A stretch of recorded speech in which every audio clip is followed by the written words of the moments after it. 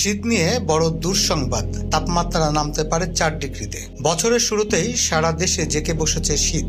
আগামী 1 মাস শীতের দাপট আরও বাড়বে।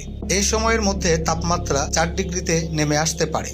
আবহাওয়া অফিস বলছে, চলতি জানুয়ারি মাসে দেশের বিভিন্ন জেলায় 5টি শৈত্যপ্রবাহ বয়ে যেতে পারে।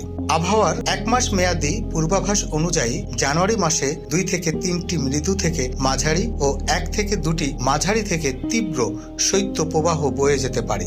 এ সময়ের মধ্যে বঙ্গোপসাগরে ঘূর্ণিঝড় বা নিম্নচাপ সৃষ্টির কোনো সম্ভাবনা নেই, তবে দেশে স্বাভাবিক বৃষ্টিপাতের সম্ভাবনা আছে।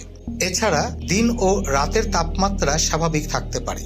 সংস্থাটি আরও জানায়, চলতি মাসে মধ্যরাত থেকে সকাল পর্যন্ত নদ নদী অববাহিকা সহ দেশের কোথাও কোথাও মাঝারি থেকে ঘন কুয়াশা পড়তে পারে এবং অন্যত্র হালকা থেকে মাঝারি ধরনের কুয়াশা পড়তে পারে। তবে কখনো কখনো কুয়াশা দুপুর পর্যন্ত স্থায়ী হতে পারে। ঘন কুয়াশার কারণে দিন এবং রাতের তাপমাত্রার পার্থক্য কমে শীতের অনুভূতি বৃদ্ধি পেতে পারে।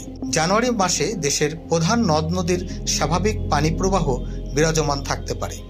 শীতকালে তাপমাত্রা কমতে কমতে যখন একটি নির্দিষ্ট মাত্রায় পৌঁছায়, তখন তাকে শৈত্যপ্রবাহ বলে ধরে নেওয়া হয়। আবহাওয়াবিদদের মতে, যখন কোনো এলাকায় সর্বনিম্ন তাপমাত্রা 8.1 থেকে 10 ডিগ্রি সেলসিয়াস থাকে, তখন তাকে মৃদু শৈত্যপ্রবাহ বলে। তাপমাত্রা 6.1 থেকে 8 ডিগ্রি সেলসিয়াস হলে তাকে বলা হয় মাঝারি শৈত্যপ্রবাহ।